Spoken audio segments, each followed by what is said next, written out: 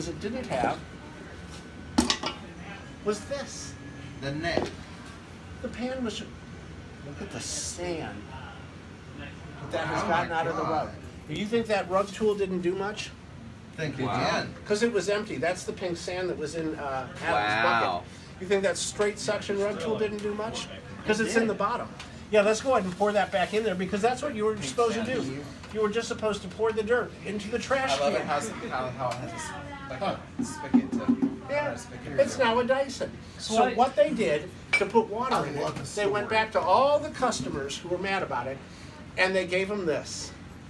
And they said, ma'am, all you have to do is put that in the top, which brings the air halfway down, and fill it halfway with cold water. And now we have the churning water as our filter before the air ever reaches The separator. the separator. The separator separated the dust from the air, right? And it separated the air from the water. Right. Originally, in the original patents for the Rexair, the motor was this way. The bucket was behind the motor and sat like a Dyson, like this. So the machine actually was oval. The bucket sat like this. The motor was here. As the air entered, the separator was turning and threw the dust down into the bucket. But the air would go through the slots, through the fan, and out into the room. So when Mr. Hill got a hold of it in 1935, and he was hired as president, he said, let's put the two stacks together. Make it lighter weight, because then we take out some weight and sell it directly to the consumer. Which is what they did with the A. Which is what they did with the Model A. And hey Tom, before you latch it, with that insert that you put in there, with the neck that goes down, that allowed the dirt to pass through the water first before hitting the separator. Correct. So the separator was drawing a combination of air and water toward itself. And as it spins, it was throwing the water back, but the air was going through the slots. That's why they're curved. So the air went through the slots, the water continually went back into the pan. And as you bring the dirty air in contact with the churning water, the water washed the great majority of dust out of the airflow, sending almost clean air to the separator. So the separator would separate the air would come up through the fans, and the filter on top stayed clean for a very long time, and the suction was continuous. And that So pleased much- a lot of women. Well, because it worked Right. month after month after month. And Larry Jester. Oh, yes. And Tom, then they added wheels. I hate to interrupt you. but Yes, tell- and 2 more quarts of water. Would you mind sharing the story about whenever you met James Dyson and you told him you didn't invent the first vacuum? I said, he said, hello, I'm James Dyson. I've invented the bagless vacuum cleaner. And I simply smiled and I said, 9 million owners of rainbows would beg to differ with you. And he said, what's a rainbow? And I What's a said, it's a rainbow? bagless vacuum What's a cleaner. rainbow? It's a bagless vacuum cleaner that never loses suction. He said, I have invented that. No, you I didn't. said, no, you didn't. And so I sent him a Rexair.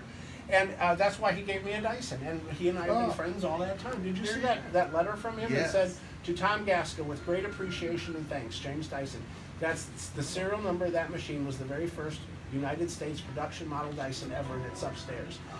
Wow. We used it when the VCC used to be in existence. We used it in the cleaning contest to bring the rug back to what we would call clean again, so that the next person could go.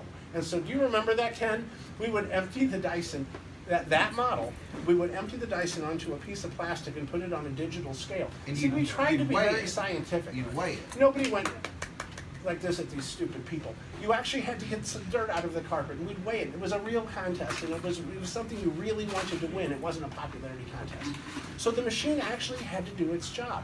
But we had to have a constant. We had to have something to bring the rug back to the same condition for every single person who competed.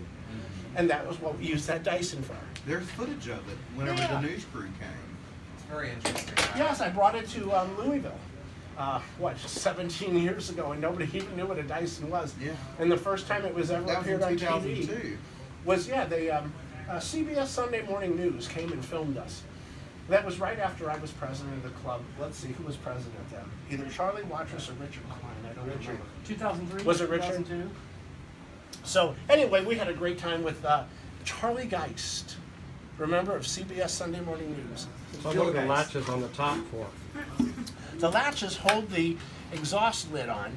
which you had to remove to get to the filter. And I don't know why they put the screws on it. I have absolutely no idea. But they did. But they did. Now, Tom, after they started using the water, then were there any complaints with that or any? No. It continued to work just fine. In fact, fine enough that after World War II, they took the filter off. And Rexair wouldn't have a filter on the exhaust again until the E-Series. 1998. Yeah. What year? And what year did they do away with the first filter? That would be 1946, right after the 46. war. But they did have the little foam filter on the SE. Well, you had to insert it manually. Right. And you put it into the exhaust cap. I think but that was kind of pointless though. I did It too. was. Yes, Yeah. yeah. Well, it collected all kinds of bacteria. You would think You're so, right. with no wheels on that. So then we hose would get be to a little consumer longer. reports, and the rating of the Model B is not acceptable because of the water and the shock hazard they claim. The shock which is hazard. completely crazy. Absolutely, because I've never met a soul who ever said to me, I got shocked for my Rainbow. My mother bought one in 1962, and I grew up with that machine. I learned to read from the instruction book, and I took it outside. I played with it. I would suck up dirt from the garden because I wanted to see it belch, and it never did because I put water in it first. But I played with that machine for hundreds of hours when I was a kid, and I never got a shot on a concrete floor barefoot. And I'd be sucking water out of the commode because I wanted to see the water go in. And see, I think that what they were doing was they were rating it because of a supposed shock hazard. They didn't actually have that happen to them. They claimed that it might occur. It was Yes, a, because- could be. Because this is not grounded, and the case is metal. And if you overfilled it, you know, and they rock, blah, blah, blah, blah, blah, and water went into the motor, yes, absolutely, the case could become electrically live because there was nothing called grounding at that point. Nothing was grounding. You need to have polarized plugs. No, heck no. Even washing machines, Ringer washing machines, were used on concrete floors with women with wet hands, and they didn't get shocked. I mean, I guess some of them did, but nobody I knew. I wonder if she left how long she left the dirty water in that. Like if she stood about emptying it. Women in those days bought that machine because, mostly because people had allergies in their house or they really wanted a dust-free house, so they were going to empty and rinse that pan after every use. I wonder also how easy it was to track down filter bags for your vacuum cleaner back then. Did you have to? Well, the send only for filter bags that you needed were for your airway. Airway, yeah, that's true. None of the vacuums here. Oh, and then we're going to talk about the electric lux, and we're going to talk about the filthy queen. Leave this Braun. Don't Well, talk that- about Leave it. this Braun out. Probably the Electrolux model XXX or 30, as it was known as. Well, we're also going to talk about the Model 5, but I'm going to I'm going to show you this Model 30 because this is a 1937 Model 30, and you guys need to see That was the first of the Model the 30s. first of the Model 30s. Now remember, it only has a 475 watt motor, not a 535. You want more Because dirt, Danny? until after the war, they did not make the motor more powerful. Okay. So That's this, actually- These have a nice sound to That's them. actually. But did the Oh, I 30 see. ever have a more powerful motor than what you're talking about now, or did Yeah. it go to the 535 watt. After World War II, they went to the 535 watt motor, and they continued with that up until the Super J. That's in the 1205 too. From the Model 30 after the war to the Super J. Yep. It was the Same same. motor. Really? Then the Super J, change was the the fans. Super J, they went up to a higher Gotcha. one. Super J, they went to Well, a the higher fans motor. created more airflow, though, right? Well, they had smaller fans from the automatic F-on. First thing, this is a Belden cord. Oh my You can tell a goodness. Belden cord. Number one, these cords are very thick, but a Belden cord has a plug that's shaped like a bell. Oh. The person who owned this vacuum cleaner never bent these prongs, ever. Wow. Wow. Because they would grasp it by the plug rather than yanking on the cord. Exactly. Even the Kirby people told you that. I think this is one of the most beautiful vacuums. Look at the original hose. Very Art That's so Deco. gorgeous. That looks Now like a notice though. rattlesnake. Notice this part of the hose handle. It was only on the pre-war Model 30s. Is that a non-swivel hose? And you can tell No, the it pre-war swivels. by the sled, right? And the flat Because sleds. they're flat. Because they're flat. Oh. Rudders, those were called, weren't they? So the Yeah. bigger motor had the rounded ones. Yes. Also, our patents and our model information was engraved in the You are back too. of the machine. It's all engraved here. You're getting all this on film, Would aren't that you? include yeah. the serial number? This is No. Serial I'm gonna number. post it so some of it's in my channel. Now that's a good question. Let me ask you. All right, let me answer. on the ass end, the other end. It's a 1937 Electrolux. I thought I saw it there on that, right? Model 30. XXX. I don't think those hoses leak either. That hose doesn't leak. Oh, great. Triple X. That's the patents. I've never seen. Yeah, I don't know where the serial number was on this machine.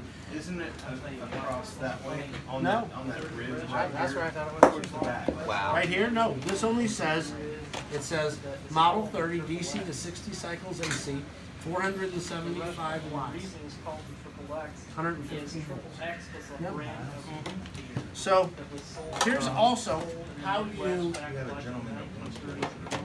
And that's how it got its name, the Triple X, was for the root beer. And they still have it there. Okay. Which one? Triple X. Oh, there's it, right sure. Well, hang tight. Oh, it's on the top of the machine. There's the serial number. I'm coming just right now. Here's another way you know. Look at the exhaust filter. And that back little opening is different on this model.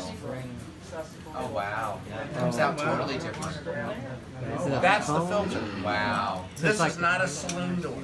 Oh. These are all the ways you tell a pre-war Model 30. This is the drapery tool.